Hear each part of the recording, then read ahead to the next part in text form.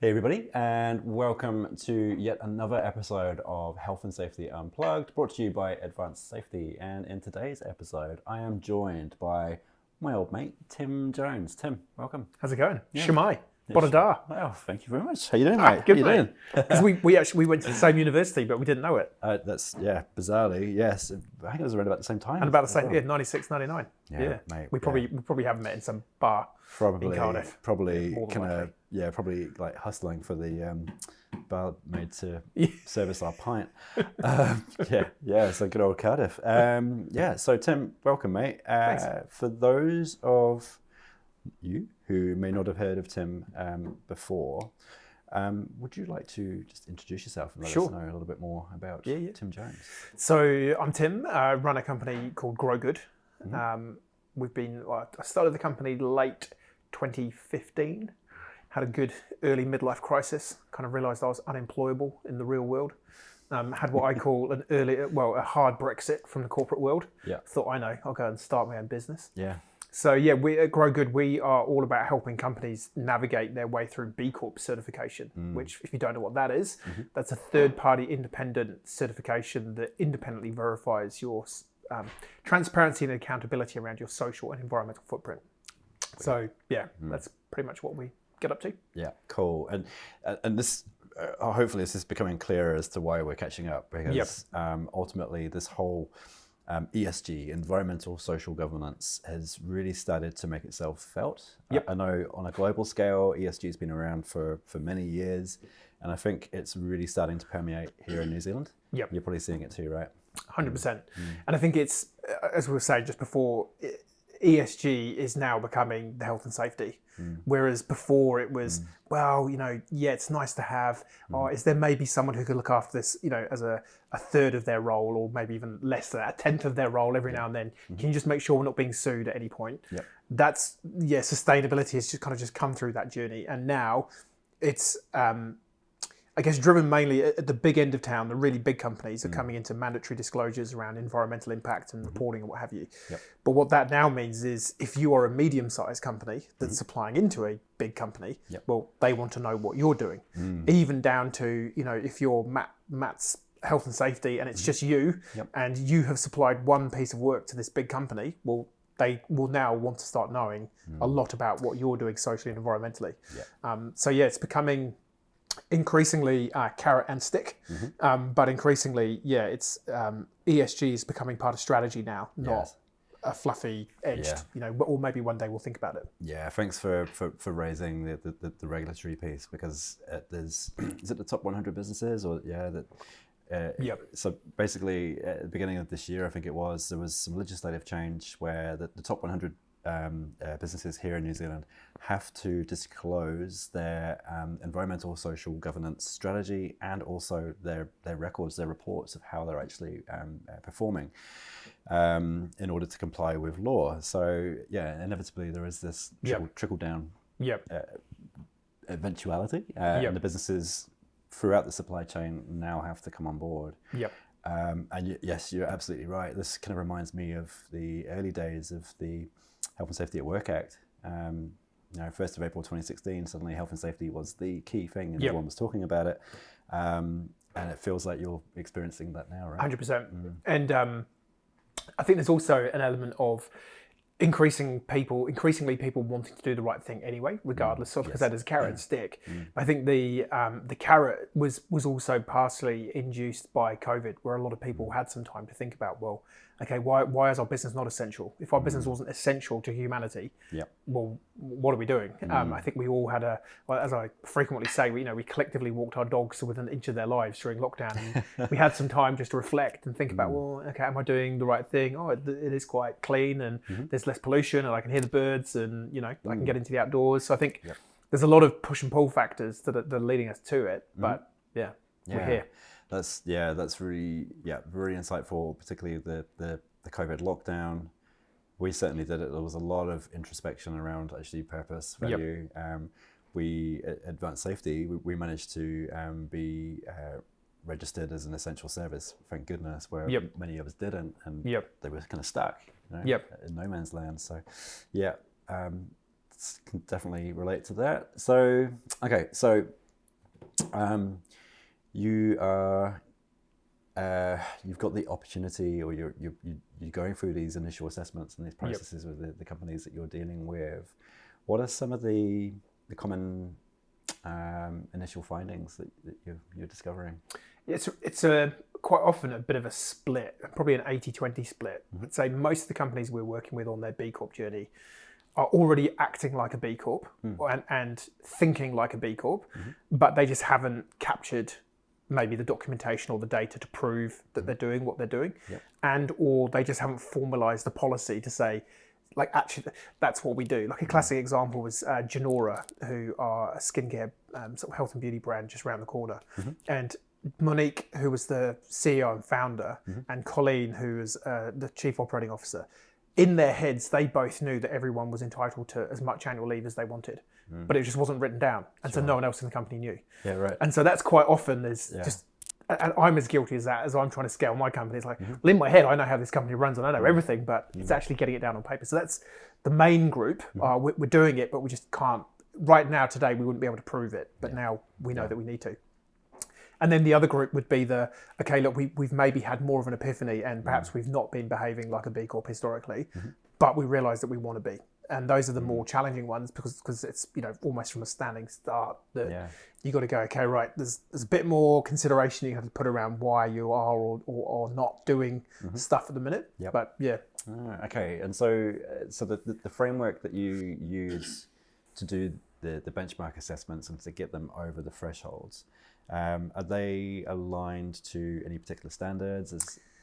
There's the B Corp assessment looks at a business across 5 areas. So governance, workers, community impact, environmental impact, and then the customer model, what do you make or sell and how do you treat your customers while you're doing it? And to get certified, you have to score a minimum of 80 out of 200 points across all 5 sections. And within that, there's certainly different companies performing in different ways. Some are historically we've just always treated our staff really well. In general, in New Zealand, companies we get a lot of benefits because we have state mandated leave entitlement, stat days, parental leave, KiwiSaver, So across the 5 areas, and again, it's quite different companies struggle in different areas. Overarching area where everyone struggles is supply chain. Even companies who are buying stuff, it's like, well, we buy our stuff off a guy called Dave in Auckland, and he's a really nice guy, but I don't really know where Dave's buying his stuff from. It's always a bit of a mixed bag as to where people are doing well. And really what we're trying to do is just help them work out how they can capture good that they are doing where they maybe haven't recognized that. And also then say, well, okay, look, for you to actually get recognition for this, all you need to be doing is doing this. Do you think you could do that? And they go, yeah, actually we can easily do that. Okay.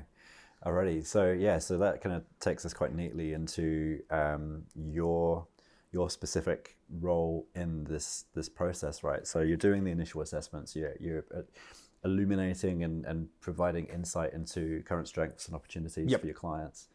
Then what's the next step then? What do you do for them? So the way I sort of typically describe what we do is you want to go and take this exam to go and pass it to get the accreditation, get the certification, get the logo, and all the benefits. We're kind of the after-school tutor that you come to. It's an open book exam. We're the after-school tutor that you can come to, and we've got all the answers written down. And we just kind of go, just put A down for that one, and I'd put B down for that one if I was you. So we just that's our main thing, is just helping people navigate and understand this exam that you it's the first time you've done it. You don't really know what they're asking you.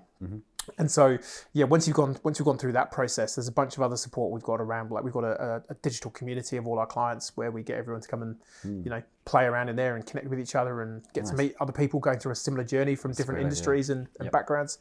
A bunch of support around documentation. There's no point reinventing the wheel. If you want an ethical marketing policy, well, here's one already written, because all you're going to do is go Google it anyway. But understand it, educate the team, tell you people why you've got it, understand why you want it, etc. So pretty much once we've gone through that process, the clients then disappear down a bit of a vortex for a little bit. They do some homework. and they sit in a queue to then go and be independently audited by B Lab. So my company is a B Corp. If you want to go and get certified, you would become a B Corp. But yeah, you get independently verified and audited by a company called B Lab, which is a global non-profit movement. Right. So our regional one is B Lab Australia, New Zealand.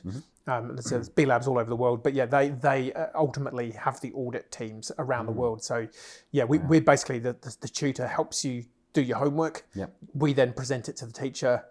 Our job is to make sure that we've helped you answer the questions properly so that when the teacher gets it, it's just a case of tick, tick, tick, tick, tick, tick, tick, away you go. And so B Lab's assessment process, is it done remotely or is it is? Yeah, so mainly remotely. For the really big companies, like the multinationals, then there might be physical site visits and audits. We've worked with a few clients where typically we don't sit on the audit call with them, but we're happy to. With a couple of clients, we've actually gone, well, hang on a minute, let me just jump on the phone on the Zoom call and I'll go and take you to the factory and I'll go, here's Tony doing his thing. Tony, can you explain the process? So yeah, it's possible to do that, but in general, it's a digital paper trail audit proof. Proof through invoices, documentation, policies, explanations. Demonstrating that you've got it. Like for example, a health and safety program. Well, can we see it written down, please?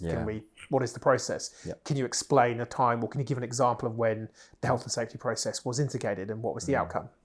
So yeah, nice. I mean, Jamie Oliver, the UK chef, his restaurant group, I think it is a B Corp. He described it as rigorous. Well, no, he said it was like having the taxman rifle through your underpant drawer. He said that's they get pretty into the weeds. I like to describe it as rigorous but achievable. If you're willing to do the work to get to the level, you should pass. Yeah, that's awesome. That's really, really good. I really like your approach to around the collaboration between each of your different clients, customers. It's actually quite refreshing. I'm just thinking within the health and safety consultancy space, very much still today, it's very much cloak and dagger. It's like, this is our methodology and you don't get to see it. And it's like, well, actually, if we just collaborated a wee bit more, and also accept the fact that most businesses could easily just go to ChatGPT or Google these days and produce policy statements that potentially could get it over the line. You're probably better off actually doing it in a more collective, transparent way. It's very smart. And raising the bar and and also it's establishing your authority as well, right? Very smart. So some of the key common findings that you discover during your assessments, what are some of maybe the top 2 or 3 things that you routinely find? Most medium-sized companies don't have a code of ethics and a whistleblower policy. Whether they, I think again, the classic medium-sized company, we've just grown a lot over the last few years. It's just, we've just been holding on for dear life. And we just haven't had time to just, tighten up all the nuts and bolts and just actually document stuff. So that would be, under the governance thing, that would be the main one. Like I say, workers, pretty consistent. Community, supply chain is the big area that most people just haven't got visibility. But the really exciting thing is everyone who, and that's one of the beauties, as you use the word illuminate, that's something that the B Corp assessment's really good for. It just shines a light across your business, across all the areas, and you go, well, I didn't even know that was a thing. Okay, now I know that's a thing, I kind of can't unsee that. Right, now let's go and make that a thing. Let's go and interrogate that or investigate that and look to be better. I'd say, again, sort of quality assurance, would be another area that a lot of people just haven't invested in. So that's under the customer section. So it's probably just that overall, it's the rigor of process and documentation to prove that you're doing something. So have you got, a quality assurance program? Have you done Six Sigma, whatever it's called? Have you got, policies around, codes of ethics and stuff like that? Which I think, most Kiwis are pretty relaxed and laid back, and she'll be right. There's no corruption going on here. But it's like, well, hang on a minute, are you sure about that? There's your storeman being paid off by someone and you just don't know about it, or whatever. Not picking on the storeman or women. No, I totally get it. And your description of the rapidly growing businesses, that's very much what we see on a regular as well. It's companies that are doing really well, expanded exponentially in a really short space of time, and what worked even a few months ago is just, it's redundant. So good. And also the point around not knowing what you don't know until someone tells you, right? Yep. Yeah, so good. So in terms of, okay, so you've done the assessment, you have illuminated and given the leadership the insights that they need in order to get to where they want to be. Yep. What kind of time frame are we looking at? Yeah, so I mean that's a big part of our offer. We've had a few clients who have been spending, years in some cases. One company had 2 senior executives who both spent about 20 hours each hacking their way through the assessment, and they still hadn't met the 80 out of 200 threshold. Yeah. Within 5 hours, we got them to like 110 points out of 200. Yeah. Crazy. So a big part of our offer is we can just make this thing, we can lock you in a room and get you to do it, because that's, mission drift is a big, and I guess it'd be the same with health and safety. It's always. Which is, the value for you. It's like, well, you could do it yourself, but it drops off your to-do list. You get to Friday afternoon and you go, I could either go to the pub or I could write a health and safety document. I'm going to the pub. Although you'd probably go, no, I'm going to write a health and safety document. So just locking people in the room, getting them to do it. That's a big part of our offer. So within a day, for our sort of ideal client, medium-sized, privately owned, within a day, we'll know where you're sitting on the points. We'll then, you'll have line of sight to say, if you're not at 80, here's the 5 to 10 things that you now need to kind of have a think about whether you really want to implement them. Because there's, we don't want people just chasing the points to get B Corp for the sake of B Corp. If you're committed to wanting to be a B Corp, well, then you're going to have to possibly make some changes. So it kind of, goes hand in hand. So after a day, we can pretty much get you to a point where you know where you're going to stand. Once you're ready, you click submit. The queue is rapidly contracting. At its worst, about a year ago, you were up to 12 to 18 months to get hold of an auditor. And that was just due to demand in the system. They had such an explosion of interest post-COVID. Again, I think it's just this indication that COVID just led to some thoughts for people to go, actually, do you know what? We need to be better. That's coming down now to possibly for a smaller business, maybe like 2 to 3 months, maybe 4 months. So pretty reasonable. So you sit in the queue, you get picked up by the auditor, and then you may be looking at a month or 2 months to just go through the audit process. There's a bit of backwards and forwards. You have to do some more homework. You come back, report back. There's a couple of calls you'll jump on. But so within 6 months, you can go from not being a B Corp to being a B Corp. Yeah. Amazing. I'm just thinking about my own processes. I'm just being a bit selfish here and going, what does advanced safety do? It's not too dissimilar in a way. We do the initial assessments, we identify the gaps, we identify the opportunities, piece together an implementation roadmap of how to get there. Time-wise, if I was honest, like if we could literally physically lock people in a room for a day, we'd probably smash out an awful lot. For us, generally, we've got some guarantees, like we'll get demonstrable legal compliance within 6 months or less. But ultimately, if we were to boil down the time that we were in front of people, probably be looking around about a similar kind of time. It's so interesting to hear that. We're definitely doing similar things in similar spaces. So, because for me, I'm kind of looking at environmental social governance. I keep seeing this ESG and I keep hearing about it, and I can tell that it's not just this fad anymore. It's really here. It's here to stay.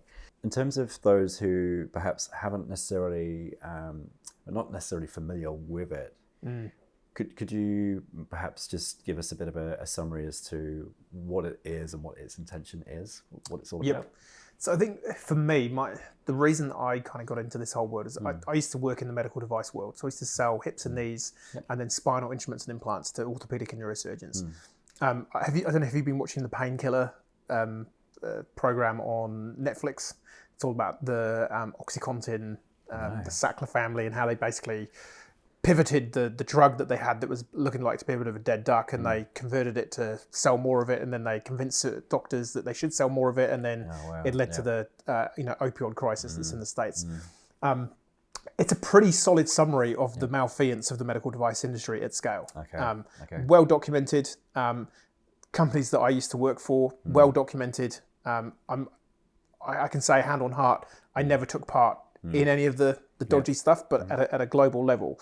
So the medical device industry, which really, if there's one industry in the world, well, possibly with health and safety a close second, but if there's one industry in the world that should be full of ethics and not about chasing money, it should be the medical world. But sadly, it's actually quite corrupt, and the system, and I say corrupt as in morally corrupt, but also financially corrupt. You know, globally, the stakeholders will prioritize money overarchingly rather than patient outcome. Yes. And that will lead to people dying on the operating table in a surgery because the surgeon's a shareholder of the company and he's pushing the boundaries of the product for financial gain, not, oh, hang on a minute, actually, let's just back up the truck here and go back to the drawing board. Yeah, what we actually hear. So I came out of that world, and for me, it was the earthquakes here that led to that metaphysical, spiritual shake-up. And it's well documented that, which is why I think COVID has had such a big role. If you have a near-death experience, the death of someone close to you, the birth of a child, or any other significant traumatic event, and I think collectively the air was that this is a near-death experience. Like we could walk, I think the levels of fear were at some points I could walk out of the house, get this thing and kill over. So I think we all had that moment. And so for me, that just led me down a bit of a rabbit hole of, okay, well, what are we doing for the planet and people? And, in 2012, my wife and I had our daughter, and that was another moment of, well, what am I doing to actually make a world that's good for her to inherit in 20 years or so? And so that led me down this bit of a rabbit hole, and I ended up discovering B Corp. And it's like, wow, there's this, at the time, about, I don't know, under 2,000, maybe about 1,500 businesses globally who realized that actually having a purpose and trying to solve a problem as the core of the business rather than just prioritizing money.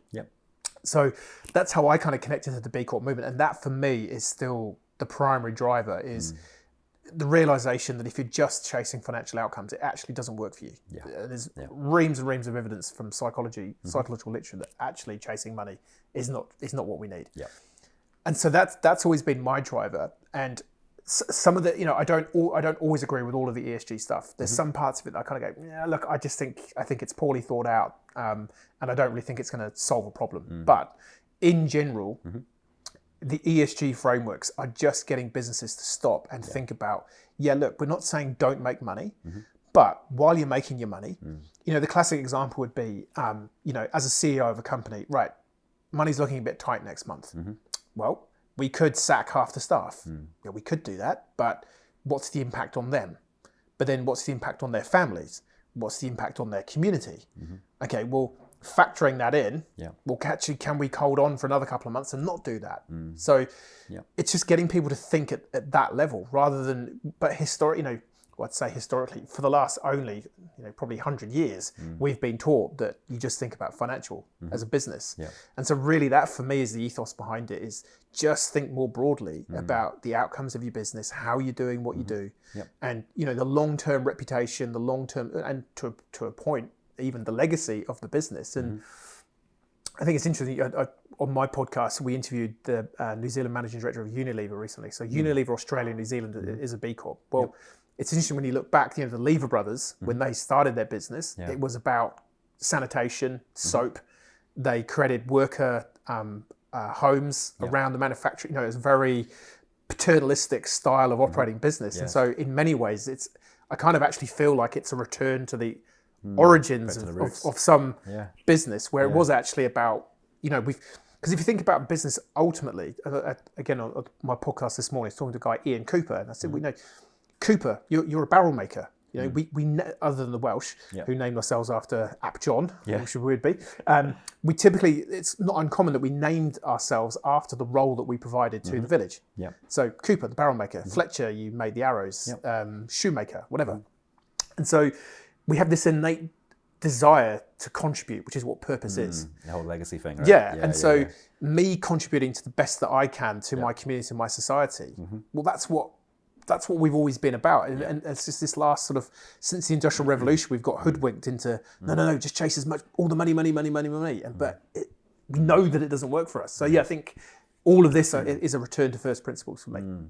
So interesting. I'm sure you're the same. I spend the little free time that I do have developing my own self. So doing a lot of business mentoring and free videos wherever I can find them. And the common theme, the common story I see from a lot of the business leader figures that I follow and try and emulate is that most of them have gone through this experience where initially it was all about the money, and then they've gone, I've got more money than I know what to do with, and I'm miserable. Yep. Something's missing here. Yep. And it comes right back to the whole purpose piece, right? Yep. And so 100%. it's that legacy. It's like, what story are you actually telling? What are you Yep. contributing? So I guess on the personal level, it's inevitable that then translates into business level. 100%. Yeah. And it's so interesting you're talking about like how COVID's had an impact here locally. The Canterbury earthquakes. Yep. Same for me. It was a career move for me too. Yep. I'd already been dabbling in health and safety leading up to that. But during that period, it was a breaking point for me. I realized I was miserable in my previous industry, previous life that I was living. I moved into health and safety. So yeah, it all adds up. Yeah. So I think Spike Milligan said, money can't buy you happiness, but it can buy you a better class of misery. I think, as usual, he sums it up pretty well. Yeah, he does. And that purpose thing, businesses are nothing but collections of individuals. And so and particularly for a business owner, your purpose is intrinsically linked to the organizational. And typically the reason why the business, like if you were the founder or if you've taken over the business, there was something visceral that either led you to start the business like yourself or me, or I want to be part of this business. So but I think again, over the last wee while, we've disconnected ourselves from like, there's the work me and then there's the other me. And I think there's a lot of people who live in that tension badly, which is, I love etymology, dis-ease. If you're not at ease, you will be diseased, and this tension, I call it the authenticity gap of, am I being me at work, but a different me at home and when I'm out with my mates, and the more disparate all those versions of you are, you're essentially being schizophrenic. And I think that's a large amount of people in the modern world. And then they wonder why there's a mental health crisis. Yay. It's such a great conversation, right? Because this is often what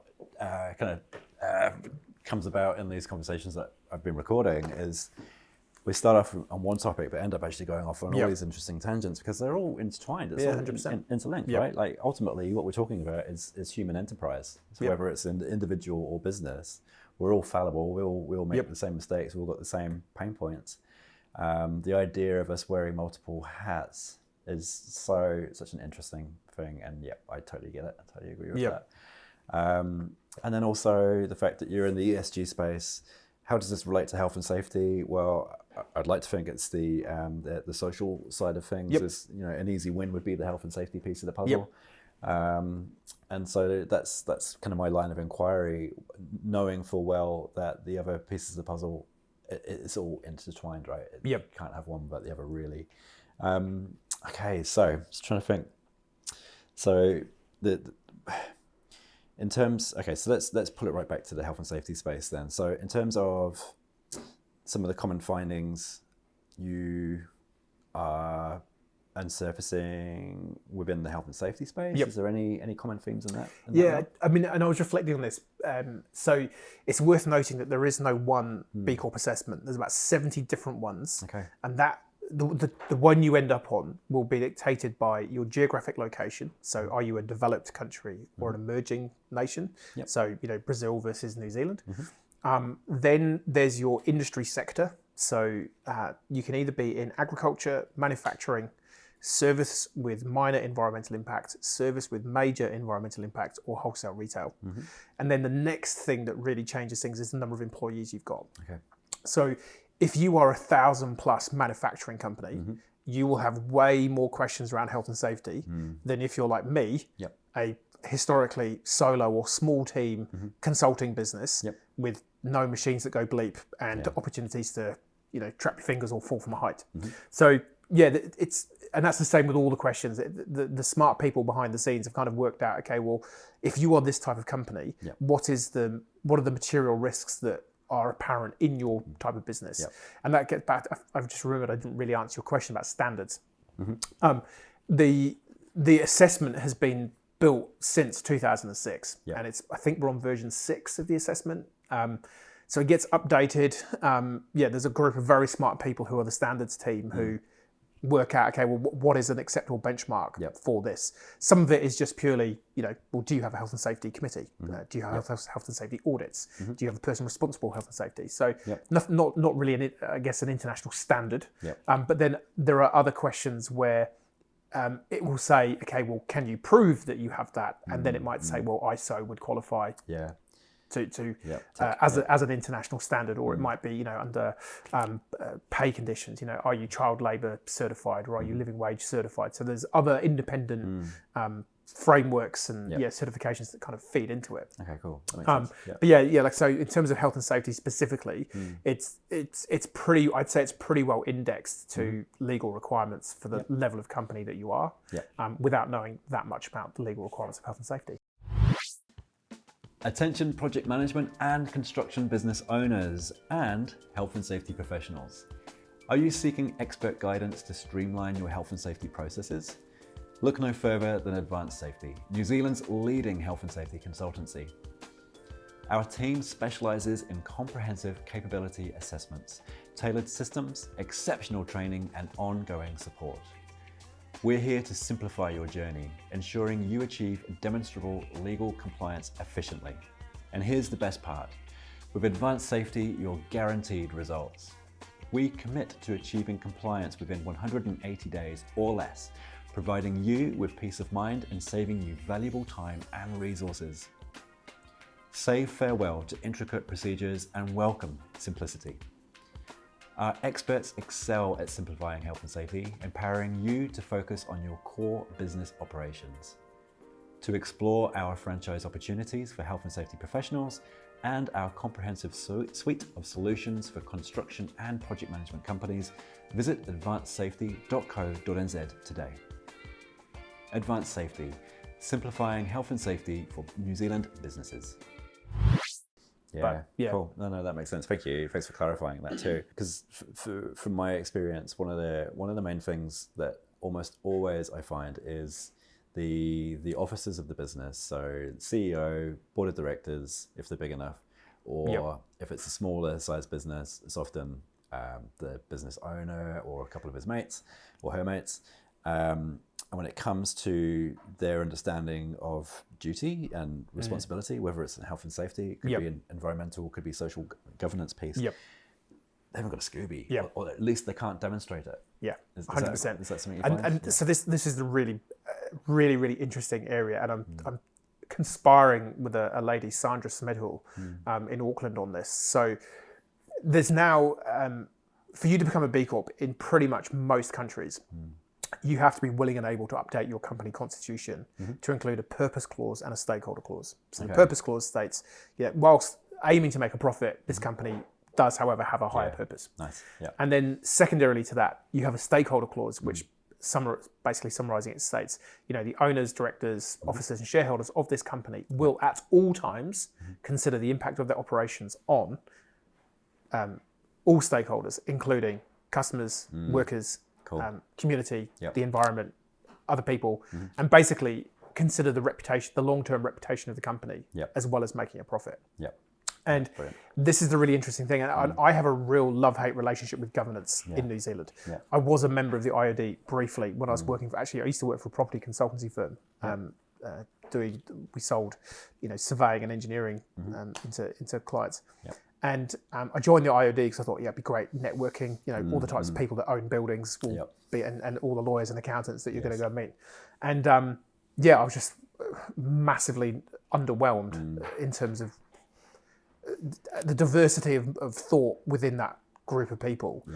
But also you look at some of the, was it Fletcher Building a few years ago where their board was basically held up as being utterly, failing in their duties to prevent, I can't remember what it was. Was it health and safety based or was it financial based? I can't remember. I remember there being a bit of a hoo-ha about it. Yeah, I'm pretty sure it's in the health and safety space. Yeah. And then you look at what's happening with, Mainzil, with, directors now actually, hang on, no, you are actually... Oh, we're accountable. You're actually accountable.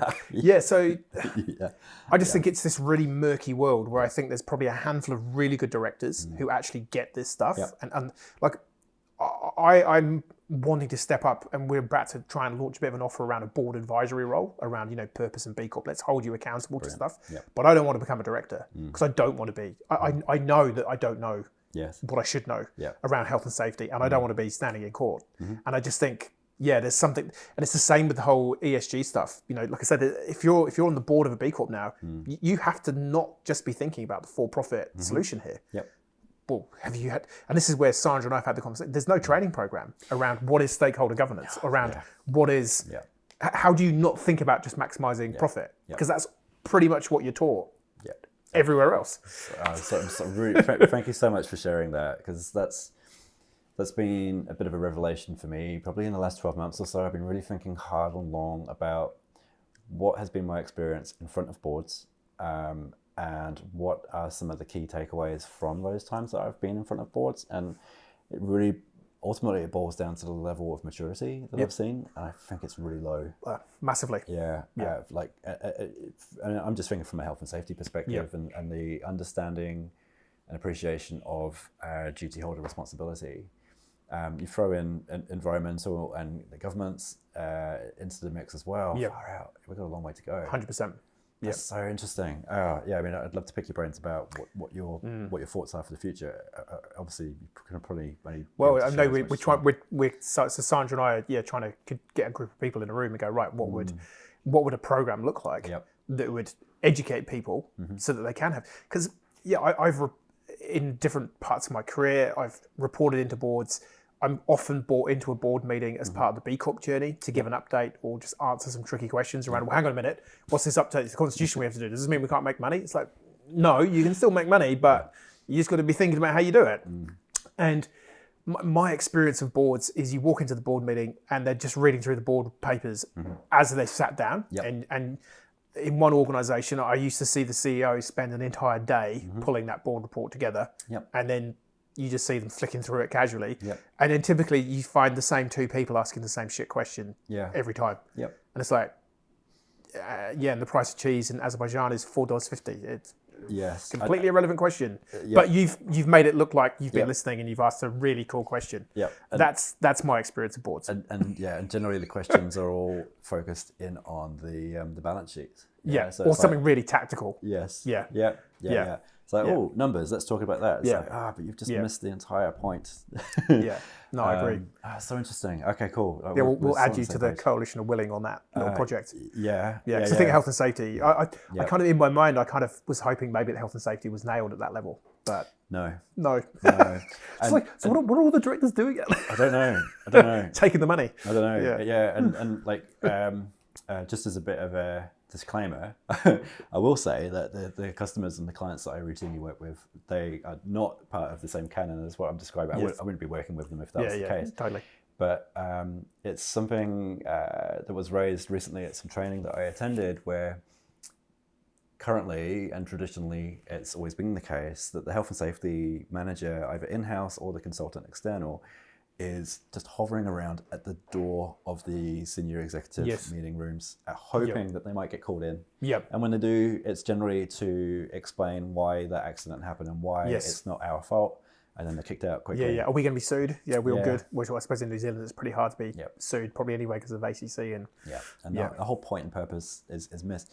And this is actually something I'm challenging our broader health and safety community to get their heads around, is that actually our role, particularly senior health and safety people's roles, is not to spend days and weeks creating board reports that, as you say, just kind of get scanned if we're lucky.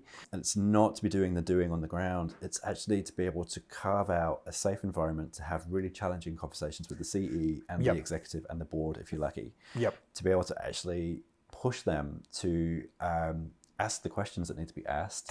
And to become comfortable being uncomfortable. And I guess preempt and prevent rather than react and let's not have it happen again. Oh, we've only lost a couple. It'll be all right. And even having those kind of crazy conversations is like, well, okay, well, what is acceptable here? What's an acceptable loss? Is it 2 fatalities? Is it 5 fatalities? Actually really pushing them to really confirm exactly what are the thresholds. And interesting that, so on the B Corp assessment, at the end of the assessment, the 6th group of questions is the disclosure questions. So it's kind of where they just make sure that you're not being involved in any existentially risky activities. But one of the questions is, have you had an on-site fatality in the last 5 years?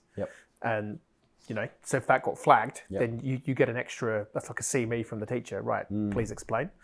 And you'd be probably unlucky to have one disclosure questionnaire stop you from certifying. But if you said, well, hang on a minute, we have had that, and we have had questions about our tax payments, and we have had, then it would possibly be a barrier to you actually getting through. Which is good. Rightly so.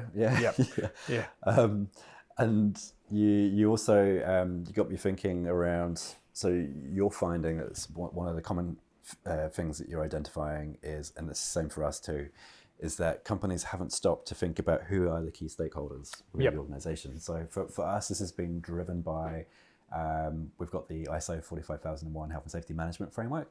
And so Section 4 talks about that as well as what are your regulatory and legal requirements. So you've got to have a list that's just getting beyond just health and safety, the Health and Safety at Work Act.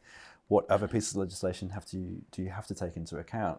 So even now, like we present these findings to businesses, and often their comment back is, why do we need to have a key stakeholder register? And for me, it's just like, it's a no-brainer. Like, this is all your risk right here. I mean, that would be another area that typically most companies we're working with, they haven't done stakeholder mapping, and they haven't done stakeholder engagement. And we often suggest that as part of their B Corp journey, they go and do that because just understand who you're working with. And it's interesting, from a B Corp perspective, when you look at, say, Patagonia, who've now gifted their company to the planet, a stakeholder is pretty much the planet, and everyone or everything on it could be a stake. So depending what you choose to have as a stakeholder. But that's definitely an area of weakness for most companies is, we're all just so busy in our little bubble, just doing what we do. Not even, but as part of the B Corp journey, we would often suggest, well, look, at least go and map it for now, and you'll get some points recognition for that. But then as part of your improvement cycle, because you recertify every 3 years, go back out to your stakeholders and say, hey, look, this is where we didn't score so well. This is where we did score really well. What's important to you? Like, do you want us to be better here, or do you not care? Because, it's clearly not been that important for us so far. Not saying that, you should only implement changes if people say you should, but it just, you can't do everything. And so you've got to do what you can do with what you've got. And so it makes sense to prioritize it by going, well, okay, that will make our customers really happy, and that will make our staff more engaged, or it's going to keep the bank happy, or it's going to, our big supplier would really, okay, cool. Well, that's going to help us prioritize what we do. And I think you've possibly got a bunch of people in your ecosystem who are possibly, carrot or stick into this ESG world. And that's why the B Corp framework is so good, because it's a framework. You just got to answer the questions. And once you've answered them, you know where you're at. And then you go, okay, well, what do we now need to do? If we want to go and get certified, we know we need to get 80. So here's the 10 points we need to go and have a think about. Can we go and do that? Does it need time? Does it need money? Does it need human capital, resource internally? Great. Well, now we've got a plan. Now we know where we can be. And I think that's why we're getting a lot of people who are, okay, look, we need to go and do something. It's been mapped out, whereas otherwise, where do you? I wouldn't know where to start if we weren't making use of the B Corp framework. So I don't know where you start. Well, no, that's right. Because I mean, when you actually package the ESG together, I mean, I was kind of doing a bit of a sleuth to see if there was a specific ISO standard for ESG combined. Not that I'm aware of. So there's an environmental ISO, which I think is 14,001. And that's risk. And that's the. That's sometimes people say, well, should we do B Corp? Should we do ISO? It depends what you want to get out of it. The ISO clearly it's a very rigorous, well-recognized standard, but it's just environmental impact. Whereas B Corp is the full gamut. And so, for a lot of companies, it might be both and. But in general, it just seems to be, a classic example, L'Occitane, big health and beauty or big beauty brand, they certified as a B Corp today. If you look on LinkedIn, all their employees, we're so happy, we're so proud. Show me a post about someone getting ISO 40,000, it's like, you're probably like, I'm going to show you, I'm going to do a post every day about ISO. But, most people who've gone through ISO, they kind of go, we did it. But there seems to be something about B Corp where it captures the hearts and minds, and people are like, wow, we're just so proud. We want to tell everyone that we've done it. And everyone kind of, I call it like the self-sourcing chocolate cake of goodness. It's like this chocolate souffle, and there's just more and more chocolate just keeps coming out. We can all just get a spoon and we can all have more of it. And there's more coming. It's just amazing. Yeah, that's so funny. No, as you're talking, I'm just checking my body language. So I'm just like, side eye. No, you're absolutely right. And it's, and I know you're the same. I travel an awful lot, and I can't help but notice the amount of signage at the airports. Either it's the billboards or outside, or the flashy screens on the inside, and every other poster these days is a company announcing their B Corp status. It feels like that. Yeah. And some days it kind of feels like, oh, my job's done. You know? And then you realise, we're still only at 115 in New Zealand out of about 500,000. Far out. Is that all there is? Yeah. So it's about 0.01% of businesses globally and in New Zealand. So there's just over 7,000 globally, and just 115 just gone in New Zealand. But we certified as B Corp number 6 back in 2016. So I think 100. Wow, we kind of have cracked it. Yeah. There's a ton coming through. Yep. So that is just it is exponentially growing. Yeah. And in certain sectors, I mean, if you're in health and beauty, food and beverage, and you're not a B Corp in the pretty near future, people will be looking at you going, really? Yes. But what I find is really interesting, we worked with a company a couple of weeks ago in Auckland. They're in Penrose, on one of those streets in Penrose that's full of those types of light commercial places where they make widgets and do stuff. Yep. And they rang me and said, hey, we want to do B Corp. And I literally said to the guy, the top 10,000 companies that I thought would ring me, I don't think you'd have even made 50,000. Yeah. But we're starting to, and so they sell supplies into the construction sector. And that's interesting. And they're smart. A couple of drivers. They do a lot of work with some big regional agency type. Well, they are in the supply chain. They said, I think it was Watercare was one of their big customers, and they said now their sort of weekly stand-up meeting with them, the first 20 minutes is ESG, then it's how's the project go? Like, are you delivering stuff on time? Yeah. And this is where the trickle-down theory actually does work. Unlike the economy, that's a whole other podcast. It's 100%. Like they are smart. They're onto it. Again, looking at some of their product mix, they had some sealant type product where the industry standard was really highly toxic. They've got a water-based one, 0 toxins. It's like, well, why wouldn't you do that? Like just on so many levels. Not just looking after humans, but looking after the planet. So, I think the forward-thinking smart people will just see that. A question I like asking when in one of the talks I give is, if chasing the money was so important, right? Who's the richest person in North America in 1969? There'll be names like Rockefeller. I couldn't actually find a definitive answer, but the name that came up more than once was Robert Wood Johnson, one of the founding brothers of Johnson & Johnson. Yeah, right. Okay, so let's make it easier. Who is the richest person in the world ever when you account for currency, inflation, blah, blah, blah, blah, blah. Individual Buffett? Nope. No? Who? So the guy's name was Mansa Musa, and he was the Emperor of Mali in about 1280 to 1320. Okay. So, if we care so much about money, but we don't actually know, you can't name the richest people. No. And if you're not even on the NZX, what are you? You might be the 4,000th and 58th richest company in New Zealand. No one cares, But if I ask you who wrote and delivered a speech in North America in 1969 about having a dream for a group of people, who was that person? Yeah, it's instant. Martin Luther King. Yeah. And so people don't remember what you had; they remember what you did and how you did it. Yes. And I think that's this is the thing that we're seeing is, like I say, this company, it's possibly cheaper for them to import the really toxic one, but the guys feel better knowing. Well, actually, we're making one, with one small product. We're actually making it, and you see them when they talked about it, the pride that they had. Wow, like we've sourced this, we really went out of our way to do this, and it just feels good to know we've done that. You cannot put a price on that. And that's no, it's a brilliant story. I mean, there's a little health and safety Matt in the background going, "Yay!" Because that's the hierarchy of control. You need a little one over here, like a little digital one to pop out. What a cool shake on it. They've substituted a nasty chemical for a nice one. It's like, yay, health and safety 101. But it's a win for everybody. 100%. And it goes right back to your point around this whole introspection period. Like the whole planet came to a standstill. And during that time, I think you're right. I think everyone, including business leaders, have just gone, what the heck am I doing? What is this all about? And I think that it then drives industry standards because for them right now, that's going to be a competitive advantage. We're the only ones with this. Then all of a sudden, your water cares, well, hang on a minute, on all our projects, right? Well, I'm not saying this is actually happening, but you could see how they would go, okay, well, that's now going to be our standard.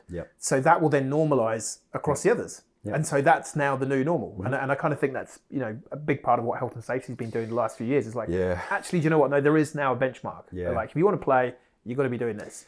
Actually, thank you. That's a really, really important point is because it was legislated that the top 100 businesses had to have this strategy in place and they had to report back on their ESG, it's had a massive impact. I'm just thinking from the health and safety point of view, particularly in the higher risk industries, so I'm thinking like construction, civil engineering, we don't have anything like it. And it's really sad because there's 2 or 3 really good standards, I feel, or pre-qualification schemes, Tortica being probably the pinnacle of that.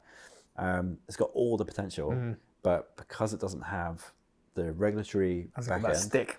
No, and unfortunately what it leads to is internal politics. Yep. You know, I'm not going to name names, but I get the impression that we've got 3 or 4 parties all kind of squabbling over who's got the best approach or product, and as a result, it's just a whole massive confusion and frustration. So I hear you.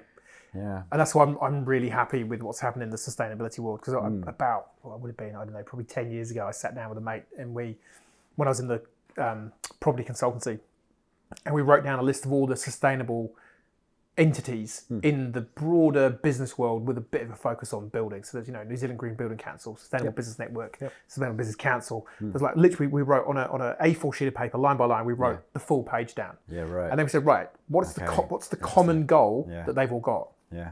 There isn't one. Yeah. We want this, we want that. It's almost like Monty Python. The People's Liberation Army of Judea, splitters. It's like and so I think that is a problem. And luckily, for some reason, and I have no idea or real say how this has happened, but B Corp just seems to have risen to the top, and it just makes it easy now. It's like if you want to, but again, I think talking to, so it was in May 2021, ANZ Bank issued a 100 million Australian dollar loan to Kathmandu, an ESG-backed loan based on reducing their carbon emissions, getting better transparency and conditions in their supply chain. Yeah. But the main thing, it was indexed on them maintaining and increasing their B Corp score. And the team at ANZ who I spoke to about it, they said, look, basically we did a desktop review of all the global certification frameworks, and B Corp was the only one we felt comfortable as a benchmark to lend against. And so that seems, and I just saw yesterday, I think the NASDAQ has now included B Corp as, in terms of ESG reporting at a NASDAQ level, B Corp is acceptable. Wow.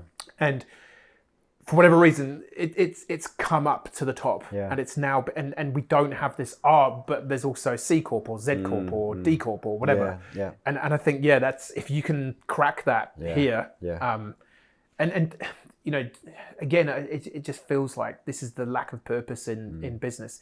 If all those entities actually all genuinely cared about better outcomes, you'd come together and go, well, what have you got? What have we got? Yeah. Which is actually the best across all of them. Yeah.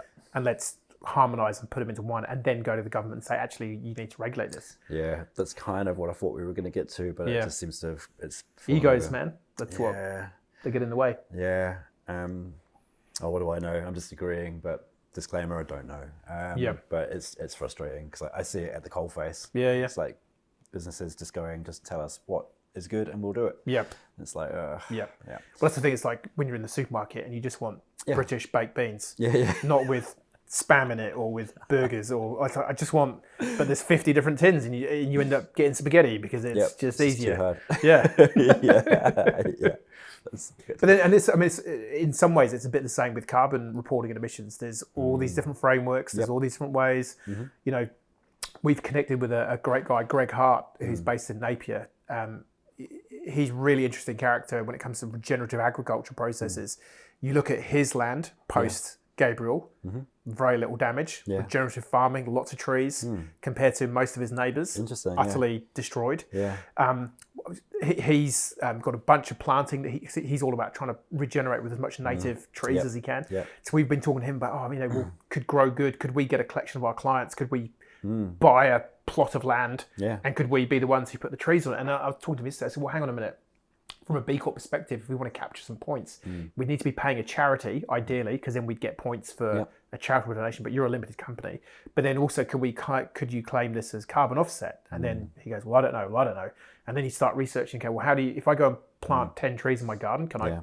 Well, no, you can't. It has to be part of the emissions trading scheme. But then you go, okay, well, are all of those, like, there's so much, smoke and mirrors and people just, if it's hard or there's multiple options and it's not clear, that's the real risk because people won't do anything. Because it's too unclear. And it's the same in the health and safety world as well. Ultimately, it's just keeping things simple. I just had a similar conversation with Jen Dransfield around what it would be like to get all the multiple parties into one room and just to actually talk it through. Yep. It's been so insightful, and also we might actually get somewhere. Yeah, so interesting. Oh, you got me thinking now. Or maybe this could be your cross to carry. Yeah. Get them all in the room and try and. Yeah, maybe, I don't know. Yeah, I mean, it's all on camera now, so I can't really hide from it, right? Cat's out of the bag now. Yeah. Sorry. Get caution to delete it. Yeah, be right. No, I think I'm too much of a disruptor. I think I'm considered the splitter of all splitters. Nice. So, but it needs people like you to do that. You know, I feel like maybe it's a Jones thing. Yeah, maybe. You know, I've always thought about creating a club called the Ostrich Head Pullers and Elephant Spotters. It's like, you know, hello, why can no one else see? Like, it's just standing here. Look, here it is, this big elephant. It's like, right. Yeah. you know, I mean, that was part of the problem I had in the medical work, because we'd see stuff going and go, hang on a minute, that doesn't align with our corporate values. And he did like, he said the values. Corporate values. He said the values are it. What an idiot. Yeah, it doesn't make us money though, does it? Oh, right, okay. Well, just tell me that. You know, don't be, if you're going to do it, you know, I think there was a great, I can't remember the guy's name. He was head of alumni affairs at Notre Dame University. And he's got a great quote. He said, don't tell me your values, show me where you spend your money. It's like, it's so true, you know? Like, your actions don't match what you're telling me. Yes. And I think people need to be held accountable for that, particularly, you know, health and safety. It's serious, you know? It's like people either going home alive or dying in a job that they shouldn't be dying in. And, you know, we're not in Victorian Mills where, you know, we can lose a few, but it's okay. We're going to round up some kids tomorrow. Yeah. You know, it's like still a little bit out there like that. Yeah. It's very common actually. You ask a business, okay, that's a nice purpose statement there or mission statement. Yep. Who wrote that? Oh, that was Bob or Sally back in the office. Yeah, you know, or some marketing agency. Even worse, some marketing agency. Yeah. And it's like, okay, well, how does actually, that you know, a little bit of offence to marketing agencies, because go back to your colouring in, get a step out of the purpose world. That's exactly right. Yeah. But more often than not, it has no bearing on operational activity over here or how they reflect themselves in the broader, wider community, right? It's totally. Like, what's the point? And most purpose statements I come across, you take out the company's name at the front, and it could be any company in the world. Yep. It's like, right, so it's pretty generic, isn't it? Yeah. Great. Sure is. So, Tim, in terms of businesses who have been, business leaders who have been watching this, or health and safety practitioners, professionals out there that have been watching this going, right, I need to get on to starting this journey. Yep.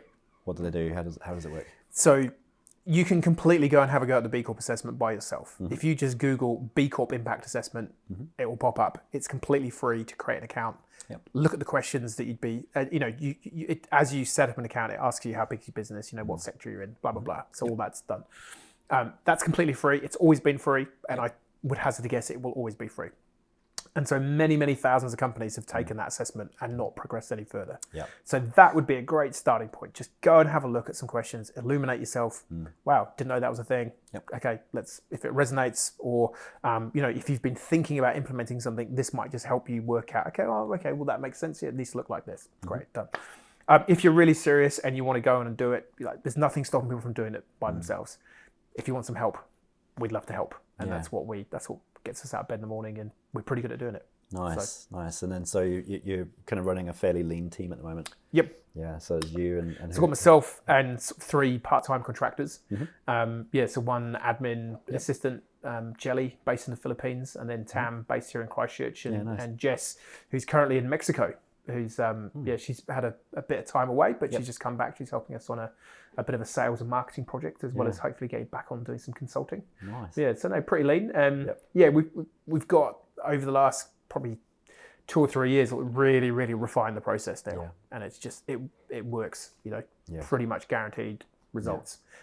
Subject to people doing the work. We tell them they need to do. Usual story. That's cool. So we're in a really good spot actually at the minute. Touch wood. No, it's awesome. I'm just thinking this is kind of like a nice timestamp for you guys in your journey, because I suspect, based on what you're saying and the inevitable increasing demand that's going to come in a wave, is you're going to grow, right?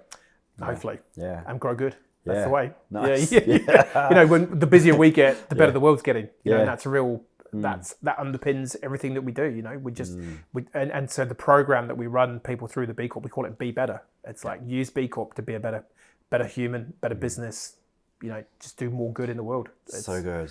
It's so good. And you've just, I mean, gosh, look, lots of ideas running in my head on what you're saying, but that's something that I think in the health and safety space we've been struggling with for a very long time is the PR issue. Yep. It's like, and I'm sure many people have experienced this on the weekends, is where, you're at a barbecue at a neighbor's house or whatever, and it's like, oh, hey, Matt, nice to meet you. So what do you do? Oh, I'm a health and safety consultant. Yeah. Yeah. Instead of, Next. Yeah. Instead of, oh, I'm a B Corp, I'm making businesses better, I'm making our communities better. That sounds more interesting. Yeah. Yeah, sorry, there's something in that. Yeah, I hear you. Yeah, it's tough when an industry's got a reputation or it's got a thought behind it. But yeah, I don't know. I'll see if I can think. Give me some. Well, for me, what I like is that you're combining various pieces of the puzzle. Actually, I actually just, for me personally, I see what you guys are doing is complementary to what we're trying to do. Yep. And it's inevitable, I suspect, as time goes on, that the health and safety manager, coordinator, advisor, or the health and safety consultant will be spending more and more time with the environmental consultant or manager, or the quality manager. Yep. We should be already, but 100%. I don't think we are. And that's a big part of what we're about. When we go through the B Corp journey with people, the worst thing you can do if you're doing it by yourself is to have one person do it in isolation. Yep. And then in a few months pop up and go, hey, we're a B Corp. And the whole company goes, what's a B Corp? No idea. Yep. Doesn't mean anything. Yep. It's about embedding that into the culture, into the DNA. And I will always say to our clients, if your lowest paid part-time worker is engaged by this B Corp journey, then you've nailed it. And if they can go out and be having even a bad conversation about what's going on in the company, but at least they feel that they're confident to have a rough conversation around, well, we're doing this thing. It's looking about how we perform socially and environmentally. Yep. That's all I know. But like, if they understand that, then we've done our job of getting that, because that's a big part of our initial piece with a client. Is we call it the kickoff session. We're very adamant about, you need to get the whole company to come to this workshop and get everyone clued in with what is B Corp, why are you doing it, and what do we hope to get out of it. Brilliant. So that you get that engagement. Yep. And maybe, I don't know, maybe that's something to think about for health and safety, because it does affect everyone. It's like, well, how do you get everyone? And I guess for me, it's all about bringing it back to the why should this thing matter to me? Well, for health and safety, it's like, well, I want to go home tonight to my wife and kids, or my husband and kids, or whatever. Yep. It's like, well, it should kind of matter to everyone. But I think sometimes the things that do matter the most to everyone can almost become run-of-the-mill, or well, that should just be happening. So I don't want to have to. I don't know. There's almost something in that. It's like, it's so obvious that I don't want to be a part of it. Yeah. And or I mean, I was on the health and safety committee when I was at this company, Hampton Jones. It's like, it wasn't that much fun. It's just lots of data, and it's like, how do we bring the? I guess it's how can you bring more of the humanity? You know. Make it. That's where the marketing people need to come and be involved. Make health and safety sexy. Yeah, no, I've been having similar conversations. It's around going back to the basics, which is we as a species are we're storytellers. Ultimately. 100%. And I think for many of us, I think we've lost that skill. Yep. And I think we need to rekindle it. Ultimately, hence why things like podcasts. What you've described is exactly the same approach as what we at Advanced Safety do. Is we bring the key stakeholders together and work through it. So it's not just we're going to talk to Health and Safety Bob and we're going to change some wording in a policy and expect that to change the culture. It's so much more than that. Yeah, so good. Awesome, mate. So for those out there who want to get in touch and to find out more, how do they do that? If you go to growgood.co, if you look for Tim Jones, that B Corp bloke on the internet, if you don't find me, I'm having a chat with my wife because she's running my SEO for me at the minute. Oh, she's doing a very good job then, if that's the case. You're everywhere. Yeah, but I'm trying to. Just trying to LinkedIn. If you can't, find me on LinkedIn, Tim Jones, that B Corp bloke. But more than happy to have a chat and see if we can help. Yeah, awesome, mate. Well, look, thank you for today's conversation. No worries, man. Thanks for having me in. It's great to catch up again. I suspect there's going to be a few more conversations on the horizon. I reckon. Yeah, we should do some scheming on this governance thing for sure. Yeah, definitely. Awesome. Thanks, bud. Cool. Thank you.